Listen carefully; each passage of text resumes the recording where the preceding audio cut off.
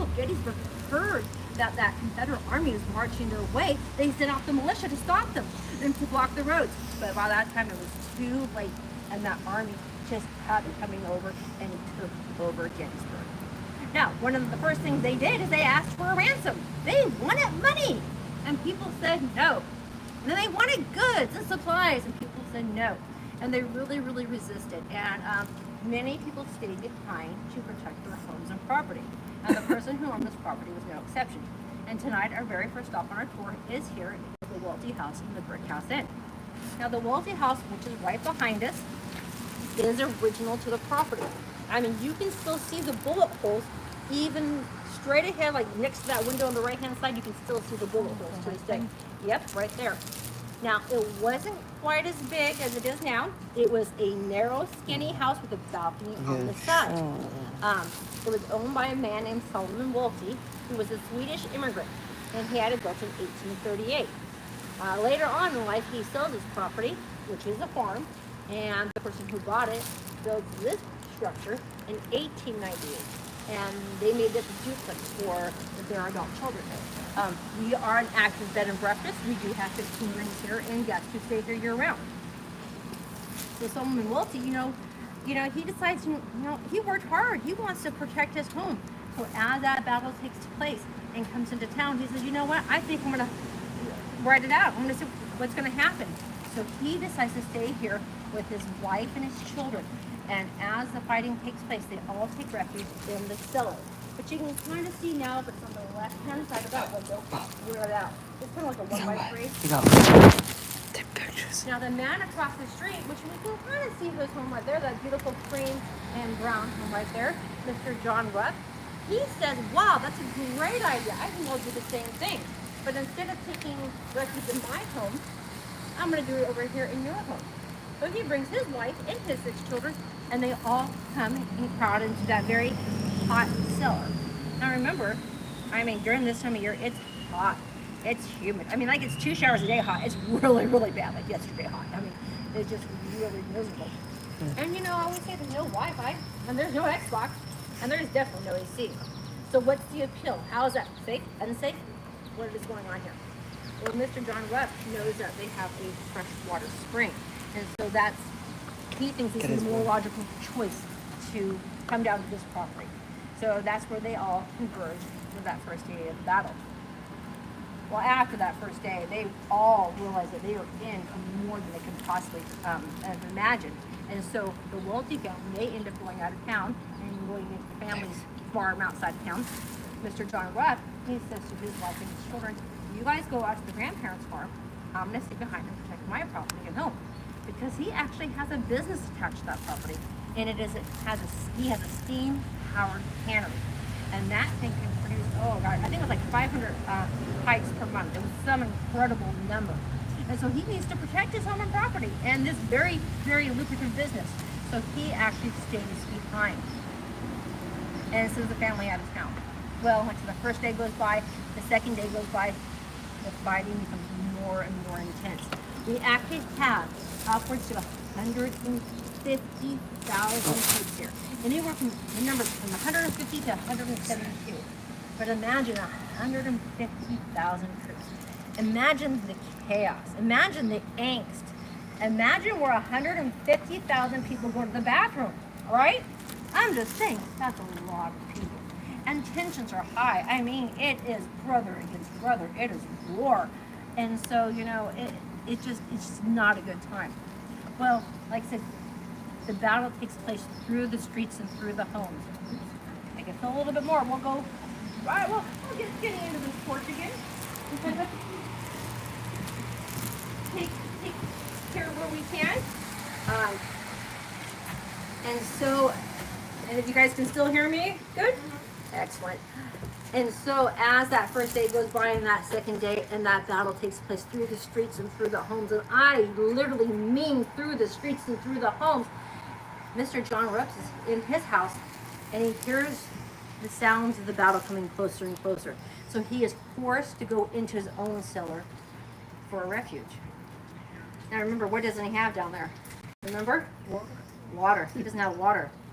He actually becomes completely trapped down there before long, the sounds of the battle are right over his head, and he realizes they are in his very own home.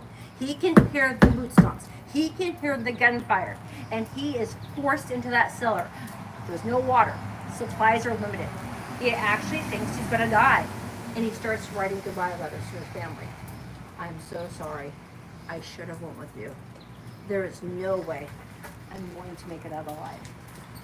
Well, this third day comes, and still the battle is intense, and still no end in sight. But finally, on the fourth day, it is quiet, and he finally realizes that he has survived. And he thinks, can I come out now? Is it okay? And he does. As he emerges, see my manager's walking by. Should we make a space for you, Hannah, to come through? Oh, sorry, if you don't mind. Real quick. No. Thank you, guys. We're seeking shelter. No, I understand. That's why I was like, where's Shirley? Yeah. And so he survives. He walks out on the fourth day, and it's completely quiet. The battle is over, and miraculously, that's tripped over that word, he survived. He walks upstairs, and his home is completely destroyed. In fact, that home used to look just like this home. When he walks upstairs, he can scoop up handfuls of the Monet balls, and they would just pour out of his hands like marbles. He walks out front, and he sees one dead Union soldier in the front yard. He walks to the back, and he sees two dead Confederate soldiers in the backyard. Now, we do know that the Union won the battle, and so they sent the wagons around to pick up the dead. Pick up the dead! Pick up the dead! He's like, I have some. Goes to the first one, picks him up, puts him in the wagon. He goes to the backyard for those two Confederate soldiers, and the people stop, and they said, no, I'm sorry. That is on you. We were only hired to pick up the Union soldiers. You may do with them as you wish. So he was forced to bury those Confederate soldiers in his backyard, unbeknownst to his wife and his family. And because he did that, they say he cursed that family and that property, and they had a series of tragedies befall them. Of their 6 children, their year-old daughter ends up dying. Their 3-year-old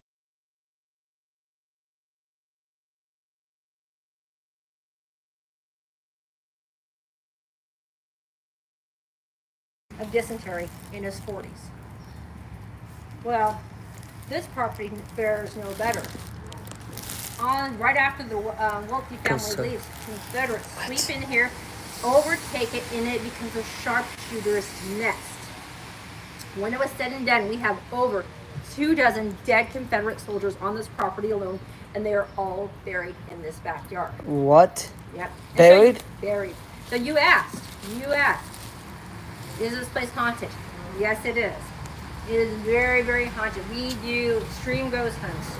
We have heard the cries of a young child who's often heard at the top of the cellar stairs yelling, run, hide, they're coming. We have seen a Confederate soldier up in the second level here. We have seen a woman in Victorian dress in this building. And this building wasn't even here during the war. But we have seen her upstairs in our Ohio room and even on their veranda. We've had guests stay here, especially in the second floor up here. And there was a lady staying here from D.C. She woke up one night to a large crack on the outside of her window. When she got up and looked outside, it was completely quiet. As she was standing there, she started, keep your head down, ma'am. These are just some of the multitude of stories that we hear here in Gettysburg and on this property. So please, keep your eyes open, keep your ears open, check your pictures, share your pictures. I do share pictures on my group board, and there are from guests just like you guys. So we are about to start our walk right now, but before we leave, I am going to start with my first picture. Now, right here, we have our Connect 4, which is right over here to the right. That's a big game. One night, one of my guests on my course, she goes, oh my gosh, I just caught this picture. And she caught this very interesting picture here. Let's go my bowl here. Oh, Sam, are you coming this way? We'll get... No, you're good. We're trying to get out of the rain.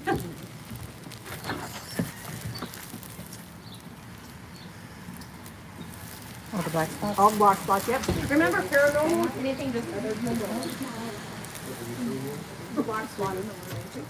This is very unusual black spots. that showed up right where that area was a grave was.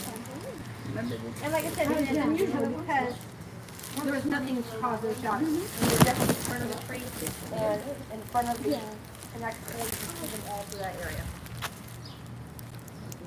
All right, friends.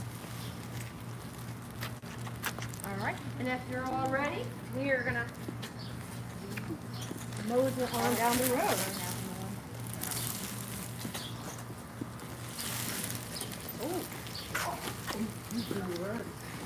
No, nothing.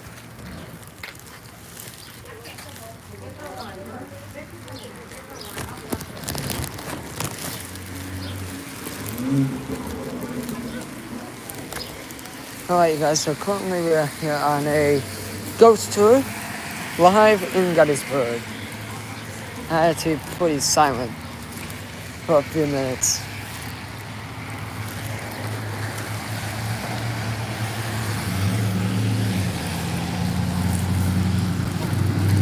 It's gonna be a bit wet. I know waiting is at an orange. Yeah, man, that's a good idea. Take pictures like right here. A lot of energy. Alright.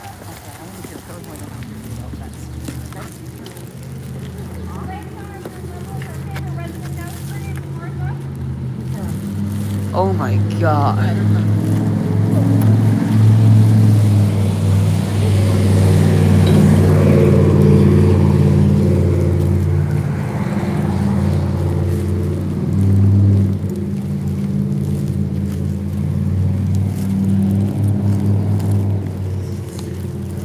Hotel. I wish we had one of these for tomorrow.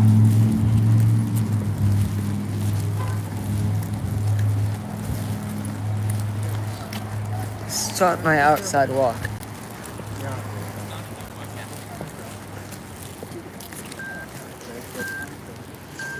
So I know we actually have wood right here, which is very surprising. I'm in front of this hotel.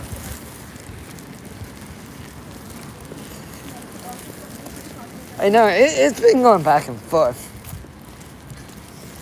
So the college that I'm going to, Duquesne, it's actually haunted too. Like the whole university.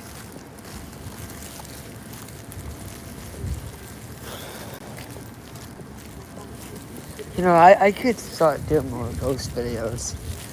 They're kind of freaking sick. Out here. No, just stand on orange. I don't. Oh, a little bit. Something. Ooh, okay. I don't know if it's just spiking or if I'm going crazy.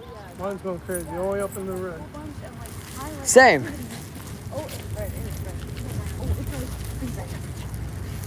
Take a picture then.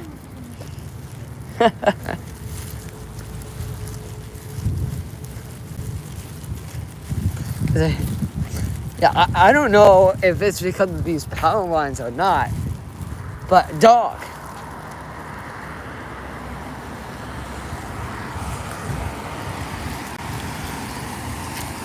So yeah, if my live stream does cut out for any reason, I would just film it. I'm actually filming a Pittsburgh video.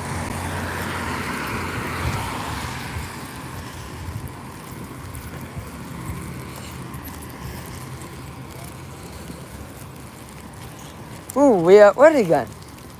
Fun. Wow. No, we are totally at wood. What? It's cool.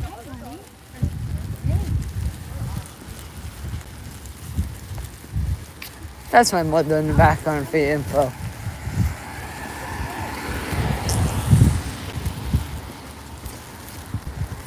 They're all right next to the tombstones.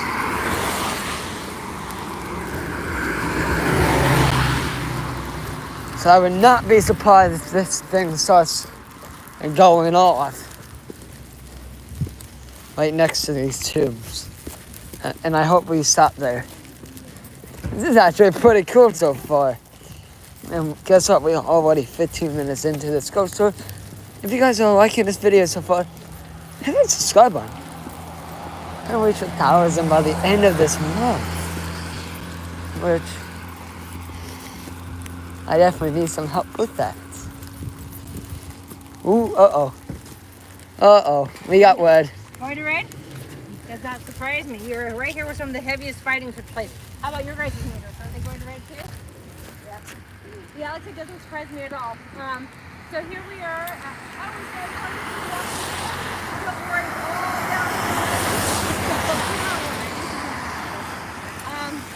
so we are here at East Cemetery Hill. And this is where the Park Service has designated the battle. Okay. But keep in mind, that battle took place throughout the street, throughout the homes, the parking lots behind me, and the tree lines everywhere through this area. Now remember, I said there's about 150,000 people here during this time. Of that, 50,000 are casualties. That means wounded, missing, or killed. Now if I look at a group this size, and I said, about a third of this group, so we're going to go 1, 2, 3, 1, 2, 3, 1, 2, 3, 1, 2, 3. And if you looked around, you said, wow, the next day, 2 days, 3 days, something could happen to a third of this group, that they could be killed or missing. I mean, it really puts a different perspective on that war. And I remember, this is one of the bloodiest battles here in the Civil War. We have 7,000 to 8,000 dead soldiers alone. We have over 3,000 dead animals. I'm talking about horses, ox, large animals, cattle. The smell after this battlefield is so bad, they can smell it in the next county over. And their number one goal is to get the bodies into the ground as fast as possible. Now the soldiers are fighting the war, right? And so who's left behind? Often, the soldiers do it, but citizens come in here and help. They even have pregnant women out here digging graves. And because it smells so bad, they take their handkerchiefs, they douse them with peppermint, and they put it to their face and go about burying the dead. This trick is still used in hospitals today. Something smells really bad, they use it in the mouth. People always ask, what's haunted? Well, in one belief, it is that lack of Christian burial. Because remember, their bodies went into the ground, and they often didn't stay there. If you look around, you will not see a lot of Confederate graves.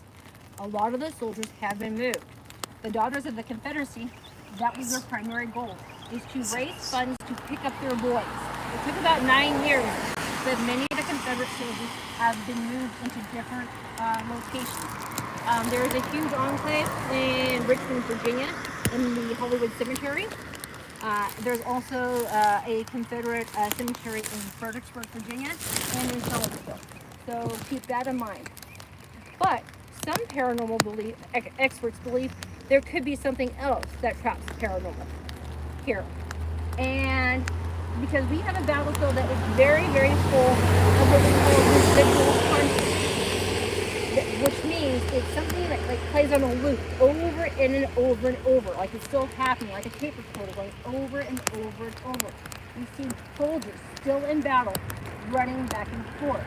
We hear sounds of cannons, horses, gunfire, men. We smell smells, peppermint. That is a haunting, a residual haunt. We see orbs. And so some investigators believe areas that have a high concentration of water, we have lots of springs here, and rocks. Rocks will trap energy and play it like that loop. There is an area out here called Devil's Den. Have you guys been out here yet? Nope. Okay. So if you go on the battlefield course, look at Devil's Den. Even before the war, the natives said, stay away from there. It has bad energy. And that is one of those areas that can trap that energy. So please take pictures, look. just don't go on the battlefield at night. You know, it's only open from sunup to sundown. If you go there after dark, they will find you. Ask me how I know. Yeah, so just do it during the daytime. But keep in mind, it is everywhere through this whole area. Now, I'm going to show you a picture. Back in the day, we have so many, between all those casualties, a lot of people were wounded. And because of the condition, you know, people were shot with bullets, basically, the mini balls. And the doctors were more concerned with saving your life over your limbs. So they were you had constant amputations. In fact, many of these buildings became makeshift field hospitals. And when they were a hospital, the doctors and surgeons would just throw the limbs out the window, just chuck them right out the window. They said they had so many arms and legs, they would be as high as a fence post outside. So the picture I'm going to show you here was taken right behind me. You can see our general on the horse. You see the cannon right there, and then we kind of see that open field. And I'm going to see it. I'm going to start this way. Hopefully I can get this without not being too awkward. And you see that image down there? A little bit. Okay. I It's know a bit blurry. Yeah, it's kind of hard to see him with my, see right here? Oh, yeah, I see that little tiny right there. Yeah, you see there's a shadow figure right there? Yeah. Does he look like he's missing something? Does he look like he has all of his arms and his legs? No. Nope, there we go. Yeah. What? My bad. My bad. Yeah, my bad. I didn't mean to. I know with the rain and we're a little light. At 9 o'clock you can see a lot better. Yeah, he is doing good, so I'm good. Can you see it, guys? Oh my. It's so cool, isn't it? It is very cool. Very cool. So, actually, that's why I said keep checking your pictures. Now, we are going to try to walk across the street and not get hit by a car. We're going to go now. I don't hear anybody. We're going to go right through this building right here.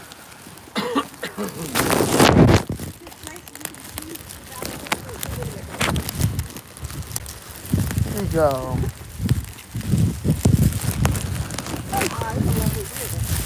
So right here, we're standing in front of the ranger's house. Back in the day, people would actually follow the battle, and they would go from battle to battle, and they'd watch it from afar up in the hills. And they would bring picnics, and they would just kind of hang out and watch the whole thing, kind of like a tailgater, right? Well, after the battle was said and done, they would swoop down here, and they would pick up all the artifacts or souvenirs from the soldiers who had fallen. So Gettysburg immediately becomes a tourist town right after the battle. Well, there was a man who was in charge of the ranger house. His name is Samuel Weaver. Now, his job was to get all those artifacts before the people of the hills can come down here and pick through them. And he did that, so if you came into Gettysburg and you wanted to know if your husband had been in Gettysburg, had been in the battle, or your son, or your father, your brother, he'd open up this giant box. You would go through it, and maybe you would see a pocket watch. And say, oh, that's my father's pocket watch, or that's my husband's Bible.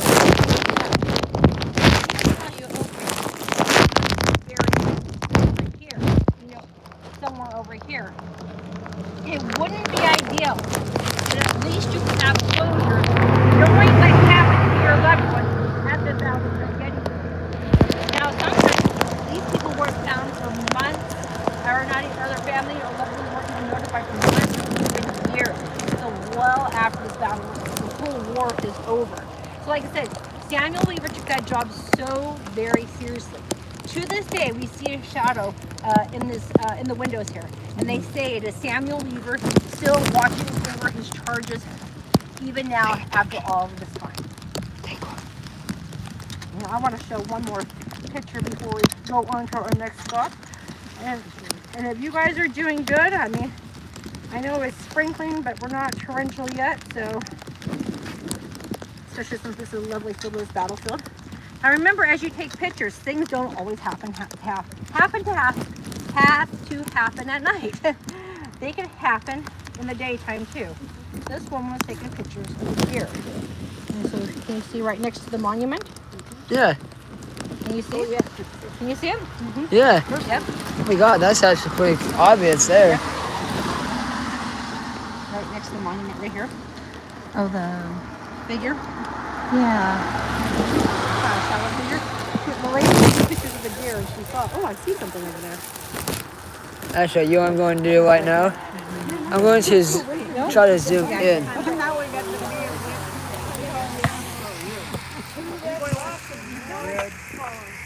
not taking anything here with me. I'm blessing myself.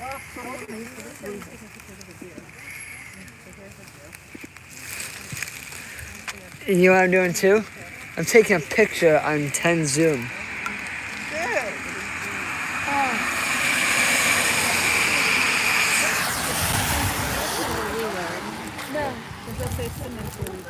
And right now I'm in red. What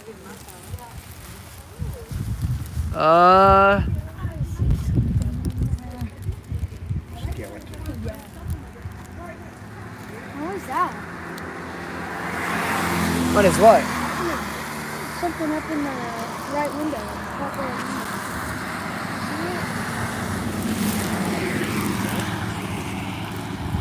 Yes, that was scaring me. Oh yeah, so right now we are just walking around Gettysburg, and this goes through stopping at different stops. So I have no idea where we're going, to be honest. Oh, I know that we're in high ghost range. So right now we are in front of the building that used to be the old Hall of Presidents. This used to be a wax figure museum. Now, in 1950, there was a man named Murray Smith, and he wanted to do something because we had the Battle of Gettysburg here, but also because we had Eisenhower had a second home here. And so we thought, because of both those things, let's make a wax figure museum after all of the presidents. So we had all of the presidents in full scale and all the first ladies in 1/3 scale, which to me, that is very creepy. I will just be honest. I mean, here you have all these full-size men, and all those ladies are like this big in one room. So whatever. But anyway, this is a prime example of how a building can have activity, even if it wasn't here during the war. So they had a night guard here who had a pocket watch, one of those Civil War souvenirs that had been passed down through his family. And they showed everybody this pocket watch. Well, one day it disappeared, and he could not find it anywhere. And actually, he looked for it for a few months and still could not find the pocket watch.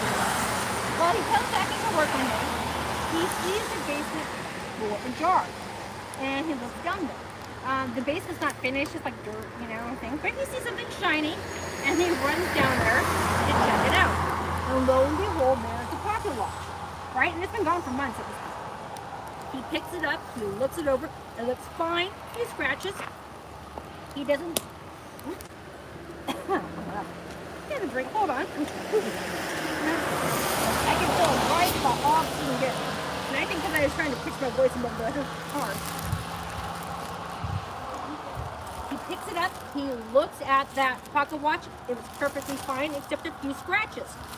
He thinks nothing of it, puts it back in his pocket and continues on. I'm very happy that it's been returned. Well, right about then, they've had some activity before. They had footsteps and sounds like that they couldn't explain. But now they hear them all the time. And it always sounds like running back and forth. Multiple times, he would see somebody in the back of the building. And in fact, so much it was like a full person. He calls the cops. He is a night guard, right? He's like, we've been broken into. I see a figure in the back. Send a patrol unit. They come over here. They check out the building. Nobody's here. No sign of forced entry. Nothing. It's like, okay, that was weird. Well, it happens again. He sees the person in the back of the building. Calls the cops. They come over, check it out. Nothing. Right about that time, there were little notes that started to appear on everything, like little post-it notes, or little notes. And they had one word on it. And they were everywhere. and the word was mine. M-I-N-E, mine. On books, on newspapers, mine, mine, mine. The owner said to the guy, dude, what are you doing? Why do you keep putting mine on everything? And he goes, no, it's not me, I swear. And then one day, he's getting ready to leave and walk up, and he turns around and there's a full apparition standing right there, and he's pointing at him. In fact, he's pointing even lower at his pocket, right where that pocket watch was. So he reaches in and he pulls it out. The scratches that were on that pocket watch before are now deeper, and they say the word mine. Oh my. So he does what we all would do, right? Drops that thing like a hot potato, right? Runs, quits his job, doesn't come back. I'm out of here. But it's a great tell because I hear so many stories like this over and over and over every building. And you know, and they are often and they're credible and they just are hard to explain. So keep that in mind. Oh, your meter's still very red. Oh, you have some good ideas. So I have a question. Yes. So, what would you have personally done if you were that person? I probably would have. I would have probably quit and left too. You know, even though even in the brick house inn, I come in here in the winter time, and I don't want to. I really, if I'm by myself, I don't want to see anybody. I'll wait outside for my tour, you know, and I know there's things there, and I know they recognize me. I've been told they recognize me going in there, and so, and I say to them, I'm like, you guys, whatever's here, stay here, stay here, please. But I believe it. I've had things happen. I've had things happen to me. I've had people who are mediums say, oh, they tell me stories about soldiers who were up in the field, and they're like, oh, you know, one lady's like, the meter was going red, and she's like, I started asking questions because the meter's going red, because she was starting to get weepy and teary-eyed. And I said, you think something serious? She's like, yeah. And I started asking, you for soldiers? She's like, yes. I'm like, Confederate, Union? She's like, Confederate. I mean, that's what you do. The meter goes to red, you start asking questions. And you come to find out that his name was John, and that he did not die here. He actually lived through this battle, but he did recognize me, you know. Another guy came through here, and they talked about there's a soldier that it's in LA up here, you know. So yeah, it happened over and over. So it's quite unique. So I'm going to show you a quick picture of a building. And it's not this building, but we don't usually go into this before. This is the Dobbin's Tavern. And I usually don't show this one, but this one's a great one for an apparition. Mm-hmm. And since we just talked about them, you know, and this is actually on their website. Oh my God. And so when we see things here, they could be either color, like full color scale, or they can be like black shadows, or they could be, or they could even be like very solid, or people like swirl. Oh, there you go. Yeah, or they can be solid. So you see everything on that, everything on those operations. So you never know. Oh my God, did that scare the living daylights out of me. There was that like wax figure there. But I did not see it. I thought, oh my. That's been like the clearest ghost I've ever seen. I've seen a couple with so far.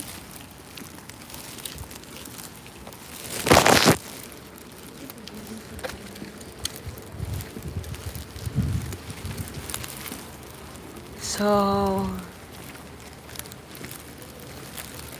I don't know. They have a lot of activity here. We are on a complete wedge.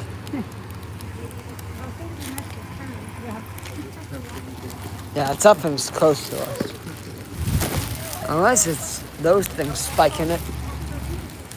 As she even said, it usually, and it shouldn't spike it. That's the cars came on my back. When they're coming up that, I mean, this way I can see, but this way I have to listen to them. In the rain, I'm always like, oh, okay. Anyway, friends, we are here at the National Soldiers Orphanage Homestead. And this is our haunted orphanage. So this whole area saw the heaviest fighting. In fact, at one point, the Confederates are actually gaining ground on the Union soldiers, and they're pushing them up through Baltimore Street into East Cemetery Hill. And this is what we call the Union, this is where the Union retreat took place. There was one young man who was fatally wounded. And in his final moments, he pulls out a picture. And on that picture are his 3 children. Now, there was a neighboring doctor who had come out to help out with the battle. They were down at the Sweeney Tavern and they heard the story. And he said, man, do we know who this young guy is? And of course we didn't, because back then they didn't have dog tags, right? All that they knew is that he was from New York based on his uniform. So this doctor said, do you think I can take that picture and circulate it up north and try to find this guy's family? Because it really touched a chord with him. It really was he was really like, wow. In his final moments, you know, he was just very touched by it. And so I said, yeah, see what you can do. So he took the picture. Oh, those are those 3 kids, you know. Oh, yeah. And that's the picture that he was looking at in his final moments. You guys can see? Yeah. And so they take that picture and they run it through the newspaper up north. Well, in October of that year, Belinda Humiston is reading the paper and she sees her 3 kids. Now remember, the battle took place in July. And that's how she found out that her husband Amos had been killed in the Battle of Gettysburg, that she was now a widow, obviously, and that her kids were orphans. Because you can still be considered an orphan even if you had a surviving parent, especially if your parent didn't have the money to take care of you. So that same doctor said, can I take that picture and can I sell it and try to raise funds for your family? Kind of like an old-fashioned GoFundMe. And she's like, yes, please, anything that you can do. So he raises enough money for the Humiston children. There's also enough money for the orphanage to create an orphanage behind us. The building's already here. It was actually used in the war as one of the Union General's headquarters. However, it takes a few years to get it up to speed to be a full functioning orphanage. And they do, and they bring down Belinda to be the first headmistress. And during that time, man, it was wonderful. Those kids had 3 square meals a day. They were seen in the parades. It's just everything they could possibly hope for. Well, after a few years, you know, Belinda ends up meeting someone. His life does happen. She ends up getting remarried.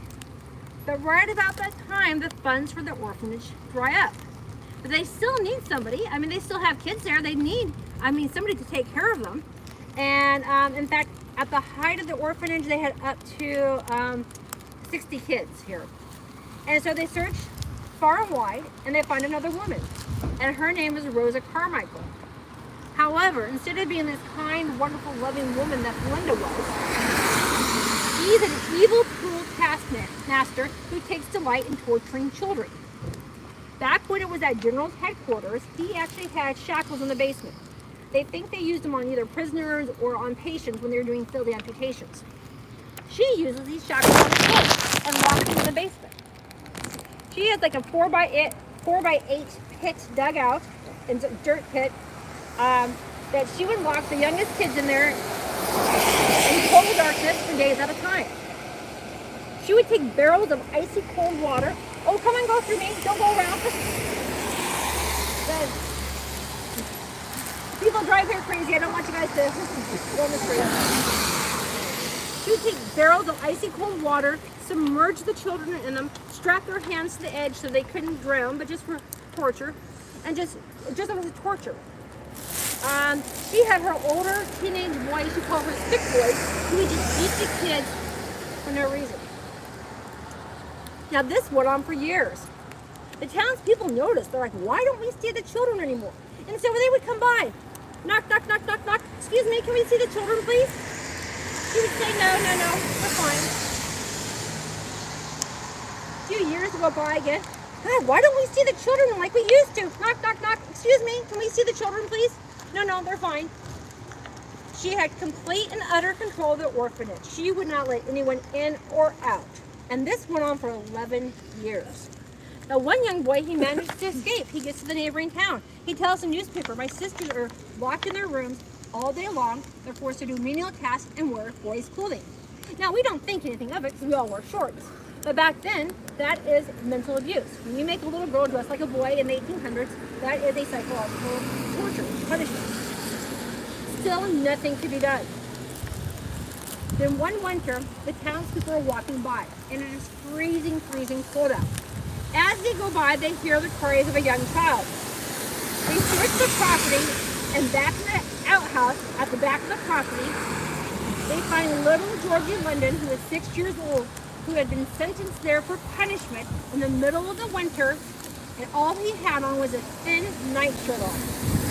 And it was freezing cold. He was sobbing hysterically. The townspeople tried to get him to leave the outhouse. However, he was so terrified of Rosa and what she would do to him, he refuses to leave. The townspeople say, buddy, come on, we have you, we got you. They take him, they get him to a different location, they get him some food, some clothing, and the stories that are pouring out of this little kid are more horrific than they can even possibly imagine.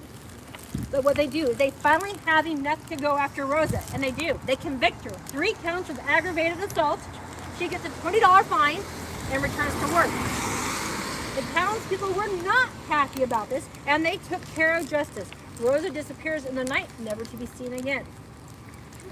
Yep, good. Very good. Yep. However, this is one of our most haunted places here in Gettysburg. And when We know. The store's always booked weeks out. Weeks out, okay. And they have all the big groups. Sam and Colby's been here. Everyone's been here. Yep. And I love them. You love them too? And when they do, and when they investigate, they feel little hands at their waist, like little kids grabbing them. They hear voices, and the voices that come back say that they'll say, shh, shh, shh. Rosa's coming, Rosa's coming. And when they investigate even further, they find out Rosa herself is still here on the main floor with her stick boys. Wow. Now, I've had psychics on my group, and they have told me that Rosa is afraid to leave for fear of the judgment that she will have to face. That's why she's still here. Other psychics have said, down in the basement where they had those shackles, when those soldiers are down there and having their legs amputated or whatever was happening to them, they were so fearful, they were so afraid that they just didn't make pleas with God, but with whomever would listen. And often that was evil. And that's why there was a portal down there of darkness. And that's why so much tragedy befalls this building. Whatever the reason it is, this is one of those hot spots. And like you said, you can't get into them for weeks at a time. They do basement tours. However, they do rent the upper level as apartments. People live up there too. And they report, they report all sorts of things. I would love that. Yep, I wouldn't even know. No, I wouldn't even know. That'd be fun. Now, this is the pit where they put little kids in. Oh, you do. You know, and these are toys, the people need toys. But look in the upper corner up here. The face coming through right there. You see it? Wow. Let me go this way. This is the pit. And you look at there's someone coming down through the floorboards. The face.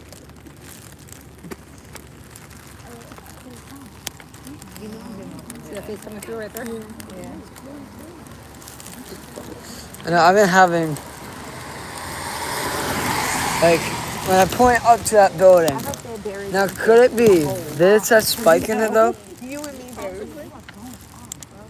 I know I'm going there. Why you going off? That's my fault. Let me tell you a story. Now another time, we were getting ready to leave, and this man started taking pictures. And he said, several pictures in, he caught this image. And I have the before and after. The before picture thing is on the completely black. I don't know, there's before and after. And you can see there's the before picture right there. There's nothing. And like 3 or 4 pictures in. see, this is the picture. If you look, the before picture's right there. Nothing there.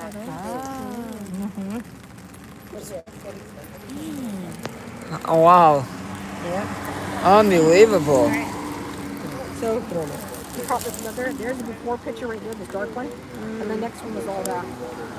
They're like Ghostbusters. I haven't really captured anything yet. I have to look at some footage.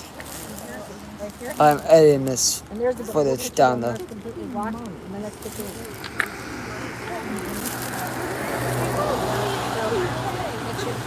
Did you get to see it? Yeah, that was something else. Yeah, we are on an official ghost tour. We have like just 8 minutes left.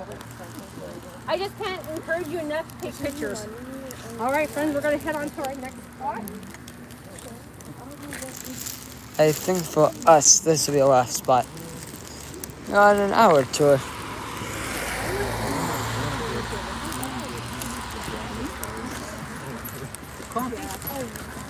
If you just joined us, welcome into Gettysburg, Pennsylvania, here on a rainy night. Well, evening, I should say, not night yet, I guess. Hello, Daniel. Right now we're here in Gettysburg, Pennsylvania, doing this ghost tour.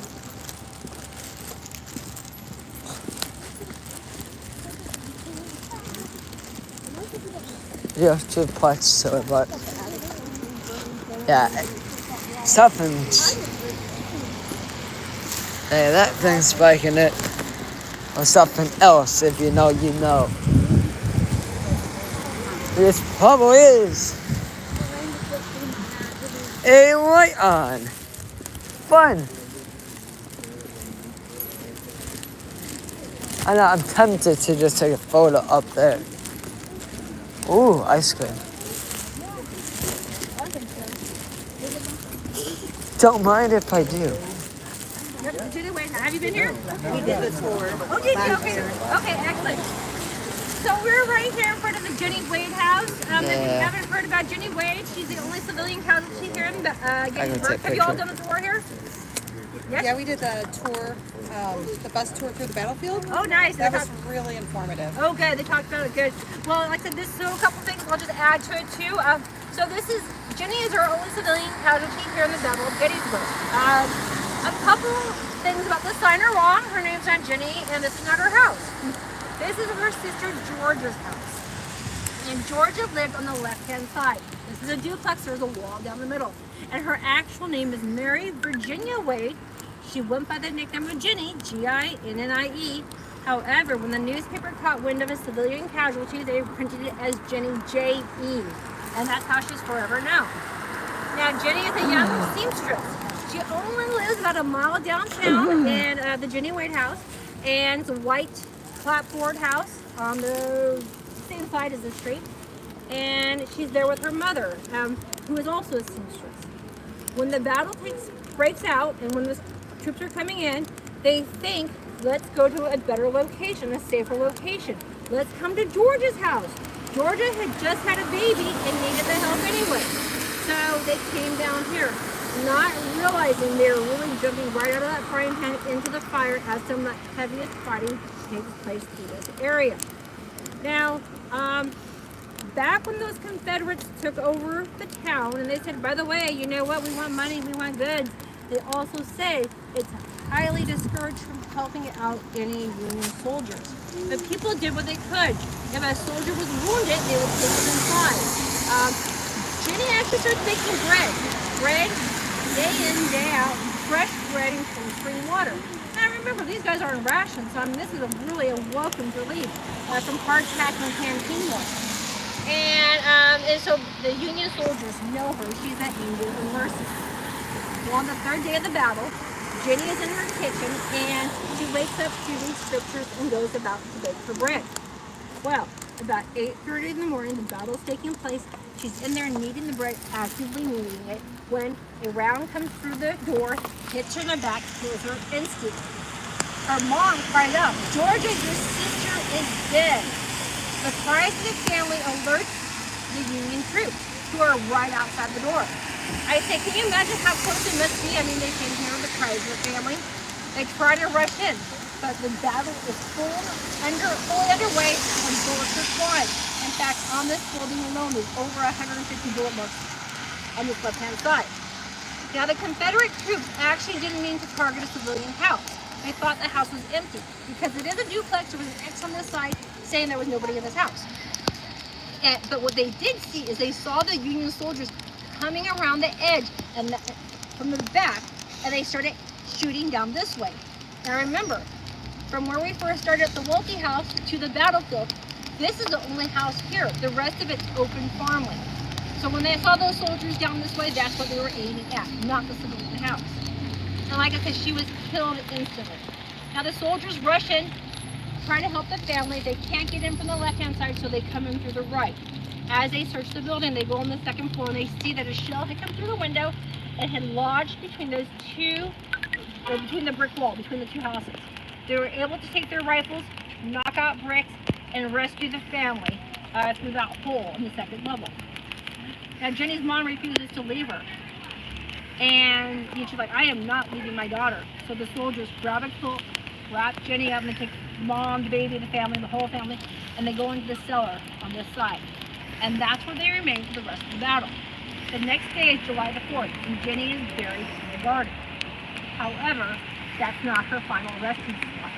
They move her to the Methodist cemetery outside town. That ends up getting decommissioned. Then they move her to the Evergreen Cemetery, which is right behind the ranger's house up there. Nice. I can feel a dry spot when I pitch my voice louder. Is this the ghost story?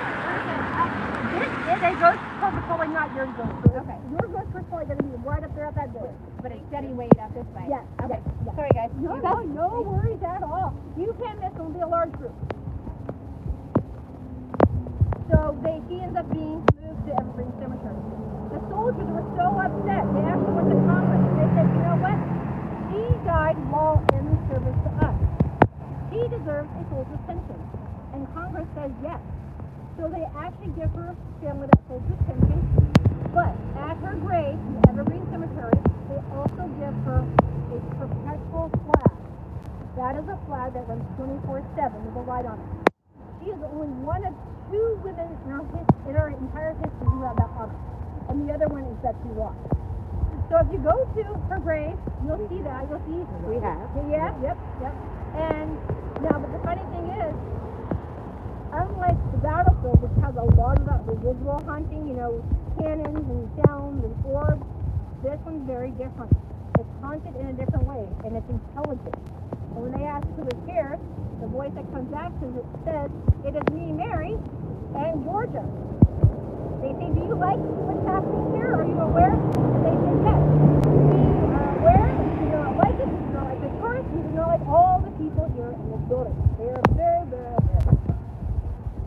Now, the other thing that happens here is they have caught an apparition of a man running around this building. And they often have found him down in the basement every year.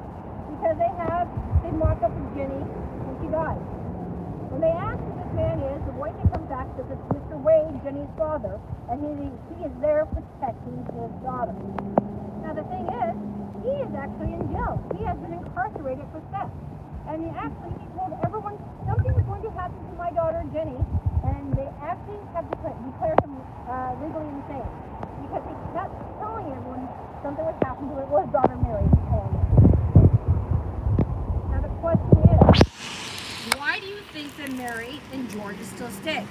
Do you think it is because their father is here and doesn't know that's not really Mary or Jenny down in the basement? Or could it be something else? Contrary to popular belief, spirits are not bound to one location. They can move from place to place. And they say they have sometimes up to 7 orphans in here hiding on that second floor, hiding from the orphanage. So do the ladies stay for their dad, or do they stay for the kids? It makes you wonder which one. But this is one of those hot spots that all those big groups come to. Yours is still going red right now. Isn't it going with the whole entire thing? The whole entire thing doesn't always. I promise you that. I'm taking like 50 Why? photos. Every time I'm here, I want to cry. You do, yeah. It's overwhelming, and especially this whole area. We get a lot of activity here. Not for me. I'm not an emotional person usually at all for any reason. Oh, maybe you're sensitive a little bit, maybe. Yep. And this is the bottom right-hand window.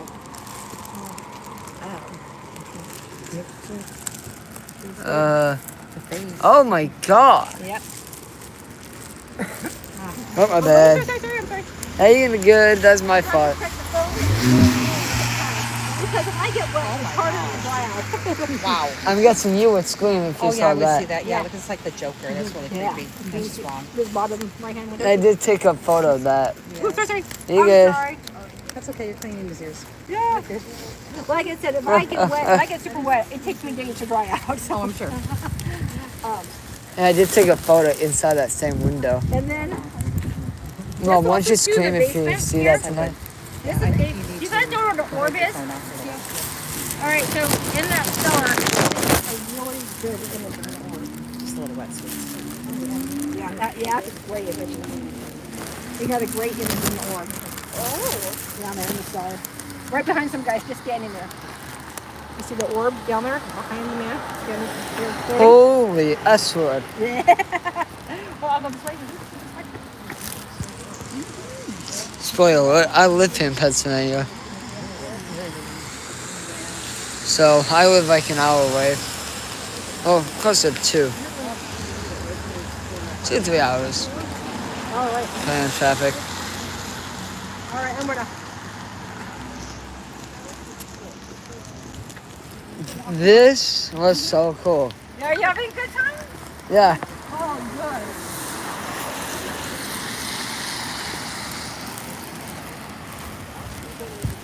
So do you think some of these power lines could have caused this thing to spike up so much? Nope. Because when I go to the other side of town, they don't spike. Oh, okay. So, I mean, when I go right past the brick house inn, I won't have any meter. Very, very few. So I don't think it's power lines.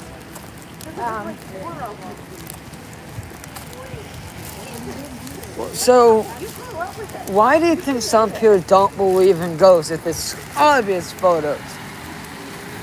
They don't want to believe. They don't want to They believe. don't want to believe. No, because they're afraid. Remember, a ghost is just a person. I mean, we all know we're going to die. Every single person is going to die, right? Yeah. And we all are all energy, all spirits. There's no doubt about that. Everyone knows that. And they're afraid to say if there's ghosts around. You know, but we all know that we're not going to live. So why be afraid? We know energy cannot be destroyed, right? Yeah. So we're all going to be here. So how does that work as like a Catholic and stuff like that? Works the same way. You know? I mean, Yeah. same thing. We're all energy. We're all spirits, right? No matter what. Now, if they didn't choose to go on, we're going to stop right here. All right, friends, we're going to stop right here. So this is actually our final stop on the hour-long tour. And this is the area we call No Man's Land. My throat. Yep, No Man's Land. Did you hear about it? It's what happens when you walk on it. I know. Yes. It happens too when the weather changes just a little bit, you know, and I'm like, oh, and I know exactly where it's going to hit. So this whole area is called No Man's Land. And back in the day, the Union is from the south, the Confederates in the north. This is the dividing line where they did not cross. However, there have been many reports at night they have a ceasefire. And sometimes they would even have meals together. Most often they would cross this line, even though they were supposed to, and they would trade goods. Well, you know, often like, you know, cigarettes or whatever. Well, there was a man who was on a ghost tour, and he was actually closer to the dog house, and he was walking up this way, and he lags behind to have a cigarette. All of a sudden, the guy walks up to him, full of the war tire, and goes to him, "Hey, Johnny Red, you got a smoke?" He goes, "Yeah, absolutely." Pulls out his pack of cigarettes, goes to hand it to the guy. Right about then, the ghost tour is going on. His wife calls back to him, hey, we're leaving. He turns to the and man, it's completely gone. In Gettysburg, we have a saying to blink twice. You do not know if what you see is real, But a not. reenactor, or a ghost. And it happens so often. Like the people have told me stories of being on the battlefield where they have watched a soldier come right up over the hill with a gun in their hand, and they swear it's a solid person until they realize it's not. So you just never know what you're going to see here in Gettysburg. Now, like my friends, if you were on my hour-long tour, this is where we are going to leave you here. We are right by the brick house inn. So, in fact, we'll walk right in front of that, and I'll collect any meters.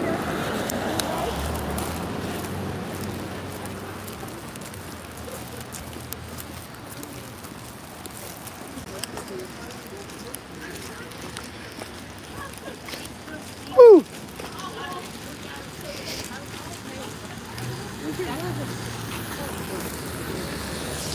And that gave me the chills.